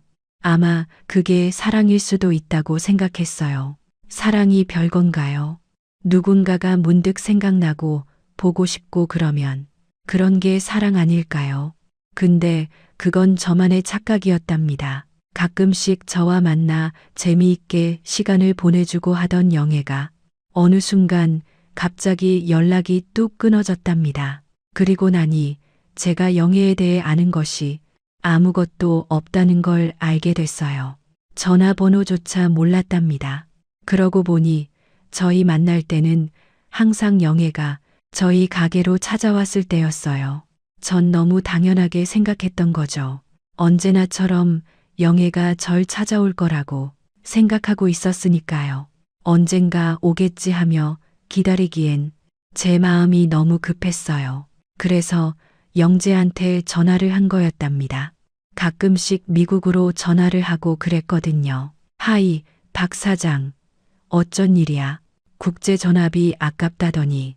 아까워도 어째 네가 전화를 안 하니. 나라도 해야지. 이제 미국 생활 조금 할 만해? 아니, 아직도 세탁소 다녀. 아, 일 다 배우고 나면 내가 차릴까 생각 중이긴 한데, 그래도 아직은 더 배워야 할 것 같다. 영어도 더 배워야 하고, 한국말도 못하는 놈이 영어를 한다고. 참나. 근데 영재야, 혹시 동생에게 무슨 일 있냐? 요새 통 안 보여서. 제가 영의 이야기를 물으니 영재가 잠시 말을 멈추더라고요. 혹시 무슨 일이 있나 했어요. 동생은 그냥 새로운 일 한다고 바쁜가 보지. 나도 잘 몰라. 아이, 그건 그렇고 너 가게는 여전히 잘 되냐? 영재가 급히 말을 돌리는 통에 더 물어볼 수가 없었습니다. 하긴 아무 사이도 아닌데 제가 영의 소식을 묻는 것도 좀 그랬어요. 그렇게 통화를 끝내고 나니 즉 통고 이사로군이 괜히 제가 바보처럼 여겨지더라고요. 영애는 아무 생각도 없었는데 저 혼자 헛물을 삼킨 것처럼 생각됐으니까요. 그게 사실이었을 겁니다. 영애가 조금이라도 저한테 마음이 있었다면 1년이 넘도록 연락 한 번 없을 리가 없었죠. 제가 하도 결혼에 대한 잔소리를 듣다 보니 그냥 마음이 조급해져서 그런 거라고 생각하며 저는 일에 몰두했습니다. 그렇게 조금씩 영애를 잊어갈 무렵이었어요. 집에 있는데 전화가 왔습니다. 가게에 있던 지훈이었어요. 제가 혼자 가게를 꾸려나가는 게 힘에 부치면서 구한 직원이었습니다. 참 성실한 놈이었어요. 그래서 제가 실장하라고 그랬답니다. 밑으로 직원이 하나 더 있었으니 실장이라고 해도 틀린 말은 아니었지요. 전 사장, 지훈이는 실장, 이렇게 말입니다. 무슨 일이야? 아이, 형님 가게 좀 나와 봐야 할 것 같아요. 손님이 오셨어요. 손님? 누군데? 거래건이면 네가 처리해. 아이, 그러라고 실장 시켜준 거잖냐. 아이, 그런 거면 내가 했지요. 손님이 아니고 형 아는 분이시래요. 나 아는 사람? 누구지? 아유, 혹시 이름 말해줬니? 잠시만요. 예, 영애라고 하는데요. 누구? 아, 영애. 전화 좀 바꿔봐. 정말 영애였답니다. 갑자기 무슨 일인가 했어요. 근데 전화기를 타고 오는 목소리가 너무 가늘었답니다. 제가 아는 영애는 그런 애가 아니었거든요. 서둘러 가게로 갔습니다. 정말 영애가 맞았어요. 마지막으로 봤을 때보다 한결 수척해진 모습이었답니다. 일단은 밖으로 데리고 나왔어요. 지훈이가 계속 호기심 어린 눈으로 보는 게 영애한테 부담이 될 것 같아서요. 너 어떻게 된 거야? 왜? 무슨 일인데? 무슨 일은 그냥 오빠 보러 온 거야.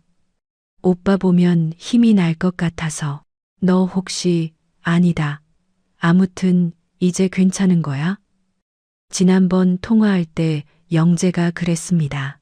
영애가 새로운 일을 시작한다고 바쁠 거라고. 그 때문인 줄 알았습니다. 축 처져 있는 걸 보면 그 일이 잘 안 됐다는 뜻이었을 테고요. 저도 장사 생활이 10년쯤 되다 보니 웬만한 점쟁이 정도로 사람을 볼 수 있었답니다. 응, 괜찮아. 그러니까 오빠 보러 왔지. 오빠, 오늘 시간 괜찮아? 괜찮아. 가게야 지훈이가 있으니. 아, 아까 본 그 친구가 지훈이냐? 다행이네. 나 술 한 잔만 사주라. 이유를 물어볼 필요도 없었습니다. 누군가에게 술 사달라고 말하는 일은 내가 힘드니 위로해 달라는 뜻이라는 걸 잘 알고 있었으니까요. 그래서 술을 마셨답니다. 오랜만에 마시는 술인데다 영애와 함께한 이유로 둘 다 엄청 마셨답니다. 아무리 그래도 그런 실수를 해서는 안 되는 거였습니다. 다음 날 깨질 것 같은 머리를 감싸 쥐며 눈을 떴을 때 제가 있는 곳이 집이 아니라는 걸 알 수 있었어요. 가끔 그런 적이 있으니 그거야 별게 아니었지만 정작 저를 기겁하게 만든 일은 따로 있었습니다. 제 옆에 영애가 누워 있다는 거였어요. 그리고 진짜 창피한 말이지만 영애와 제가 옷을 다 벗고 있었답니다. 그러자 비로소 지난밤의 기억들 몇몇이 살아나대요. 저희 둘술을 진탕 먹고 이야기를 하다가 예전에 영애가 사라진 이야기를 하게 되었어요. 물론 이미 두 사람은 다 만취한 상태였어요. 그러니 별의별 이야기를 다 한 거죠. 말짱한 정신이었다면 절대 할 수 없는 이야기였어요. 내가 너 사라지고 말이야. 솔직히 막 보고 싶더라. 그래서 영재한테 전화도 했어. 영애 어디냐고 그랬어. 뭐야, 설마 오빠 나 좋아해? 그런 말을 했어야지. 바보같이. 말하려고 했는데 영애가 사라졌잖아. 뭐야, 나 뭐 심심풀이 땅콩이냐. 심심풀이 땅콩은 아니고 오징어 땅콩 정도 아니냐. 쪽팔려. 나 혼자 쇼를 했네. 젠장. 그건 아니야. 오빠 좋은 사람이야. 영재 오빠도 맨날 그 말하고. 영재 아니, 내가 궁금한 건 내 마음이야. 넌 어떤데? 나, 글쎄, 좋은 사람이지. 좋은 사람 맞네. 맞아, 그것뿐이니. 난 아닌데, 오빤. 뭔데? 난 이런 거. 영애가 그 말을 하고 나서 제가 무슨 짓인가를 했어요. 그러다 결국 모텔까지 온 거였고요. 맙소사, 아무리 술에 취했다지만 어떻게 그럴 수가 있었을까요? 영애를 볼 자신이 없었답니다. 도망쳐야 하나 망설이는 그때 영애가 일어나더군요. 그렇게 우리는 그날 밤 서로에게 한 일을 놓고 이야기했습니다. 영애는 술이 취해 그런 거니 신경 쓰지 말라고 말했지만 전 그럴 수 없었어요. 저한테는 실수가 아니었어요. 물론 술에 취해 충동적으로 움직인 것 같지만 영애를 다시 본 순간 분명히 제 마음을 알 수 있었어요. 그렇게 오랜 이야기 끝에 저희는 서로를 알아가 보기로 이야기를 마쳤답니다. 사실 저희는 좀 더 천천히 서로를 알아가고 싶었어요. 근데 주변에서 그렇게 두질 않더군요. 다 영재 때문입니다. 제가 영재한테는 저희가 사귀기로 한 걸 말했거든요. 영재는 알아야 했지요. 제 가장 친한 친구이자 영애 오빠였으니까요.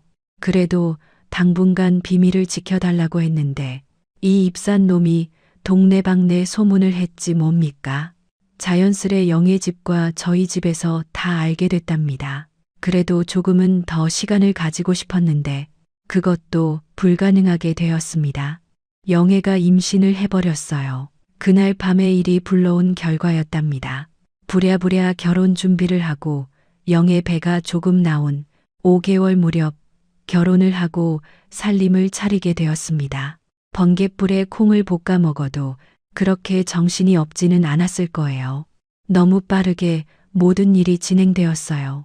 남들처럼 알콩달콩 연애의 참맛도 못 느끼고 쫓기듯 결혼을 하긴 했지만 그래도 좋았어요. 친구들보다는 늦은 출발이었지만 그래도 저도 이제 가정을 꾸리고 책임이라는 걸 느끼며 살 수 있다고 생각한 때문이었죠. 근데 영애는 그래 보이지 않았어요. 자신의 의사보다는 부모님의 뜻이 더 반영되었다고 생각한 때문이었을까요? 영애는 새 신부치고는 너무 가라앉아 있었답니다. 그럴 수 있다고 생각했어요. 그래서 더 잘해주려고 했죠. 영애가 하자는 일이면 모두 다 해주고 싶었답니다. 다른 건 몰라도 돈으로 할 수 있는 일이면 못할 것이 없었으니까요. 영애가 웃을 수 있다면 뭔들 못할까 싶었어요. 게다가 저희 아들인 희재가 태어나기까지 했는걸요. 제 아들을 낳아준 사람인데 얼마나 고마웠겠습니까? 그런 제 노력이 아무 소용이 없었습니다. 영애는 산후 우울증까지 겹쳐 좀처럼 웃지 않는 여자가 되어버렸답니다. 병원에도 다니고 산후 우울증에 좋다는 약도 먹고 해도 좀처럼 나아지질 않았습니다. 그때만큼 힘든 적이 또 없었어요. 그럴수록 더 최선을 다했어요. 제가 안 하면 안 했지, 뭔가를 시작하면 목표를 이룰 때까지 절대로 멈추지 않는 사람이지 않습니까? 그렇게 2년이라는 세월이 흘렀습니다. 완전하다고는 할 수 없었지만 영애의 우울증이 상당 부분 치료됐다고 생각할 즈음이었어요. 물론 그건 온전히 저만 그렇게 생각한 거였답니다. 안 그랬다면 아내가 그런 말을 할 리가 없었겠죠. 나 할 말 있어. 뭔데? 나 미국 가고 싶어. 미국? 왜? 여행 다녀오고 싶어? 그러자. 아니, 미국 아니라 남극이라도 못 갈까? 여행이 아니야. 거기서 당분간 살고 싶어. 그게 무슨 말이야? 넌 내 아내야. 우리 희재 엄마고. 그런 사람이 우리를 두고 미국으로 간다고? 미안. 나 혼자 간다는 건 아니야. 희재는 데리고 갈 거야. 당신도 가면 좋겠지만 가게 때문에 그러진 못하겠지. 왜 그러는 건데? 여기서 우리 희재 잘 키우고 살면 되잖아. 그러려고 했어. 나 정말 노력했어. 그런데 그게 안 돼. 아침 저녁으로 만나는 사람들이 다 날 욕하는 것 같고 난 그 사람들 목소리가 들리는 것 같아. 나 잠도 잘 못 자. 알잖아. 그거야 우울증 때문이잖아. 의사도 말했잖아. 셰리야, 사람들이 너한테 아무 관심 없다고.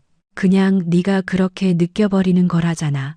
조금만 더 치료해보자. 미안.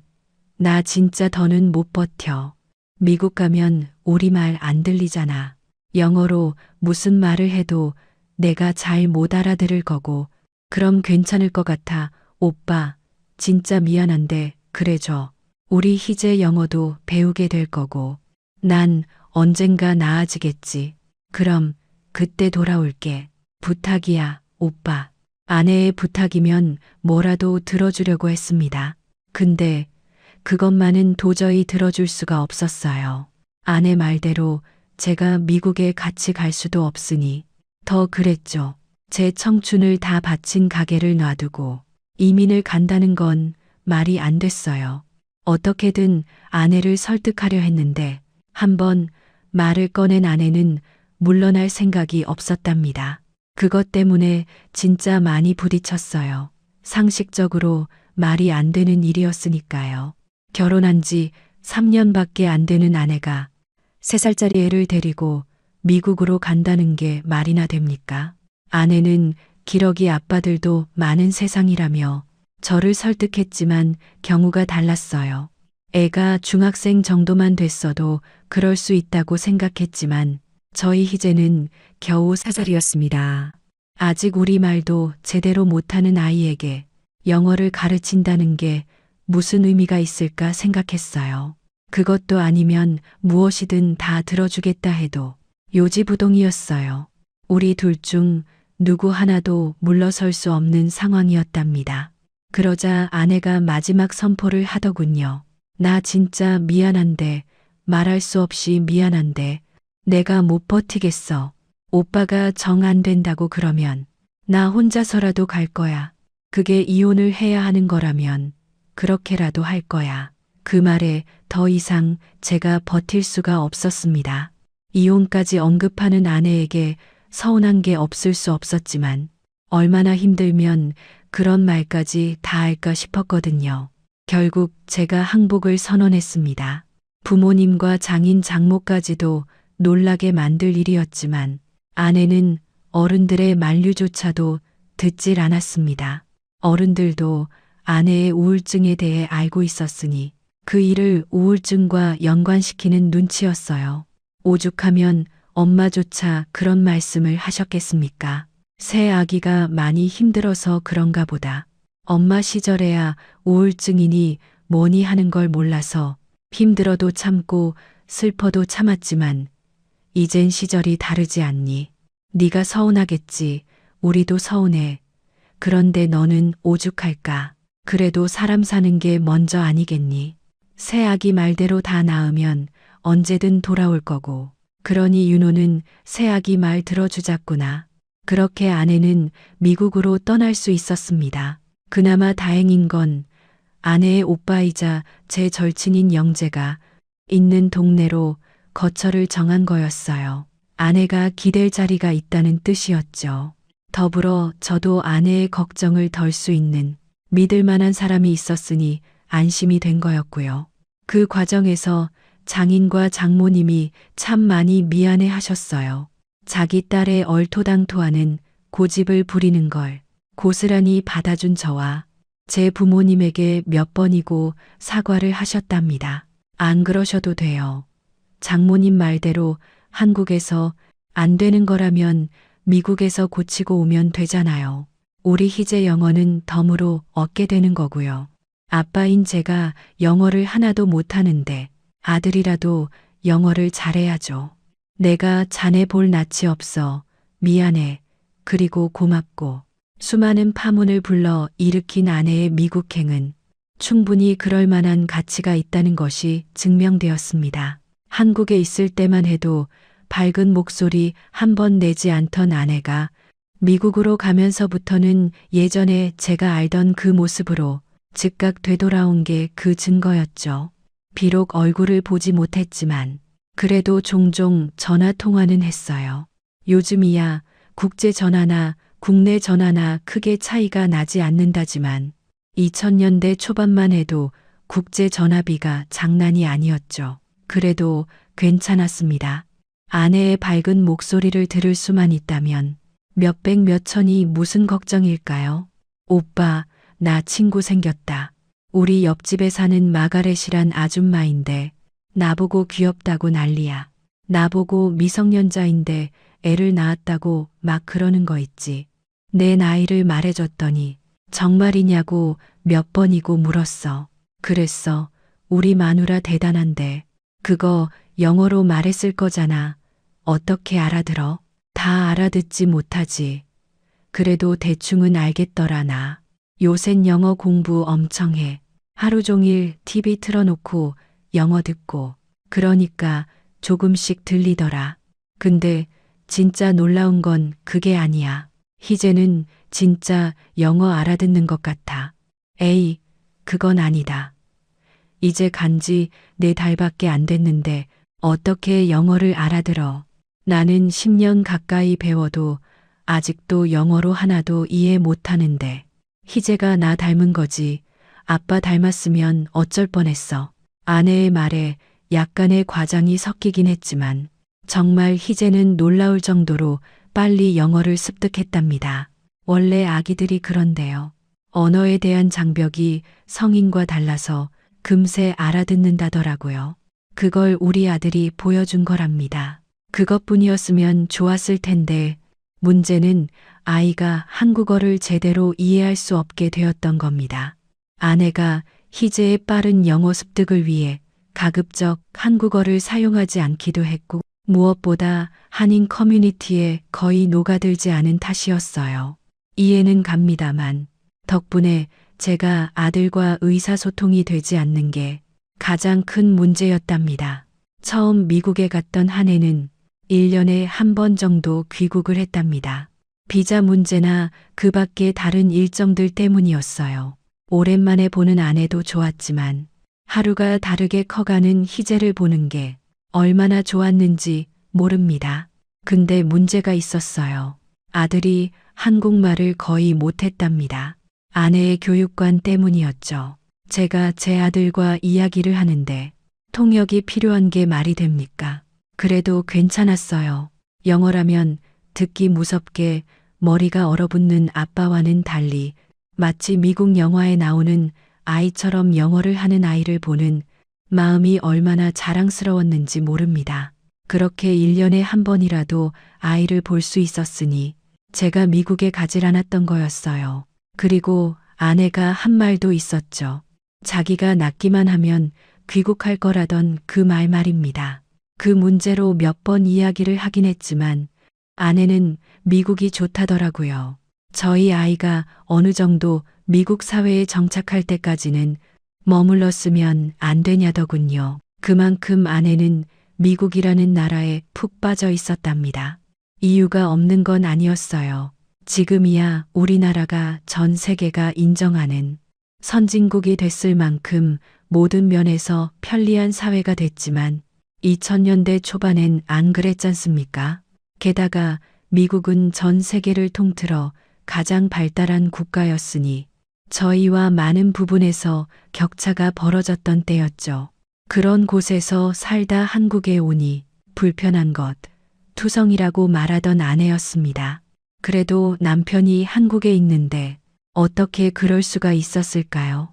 아내는 대신 미국에 완전히 눌러 살 생각을 하고 있었답니다.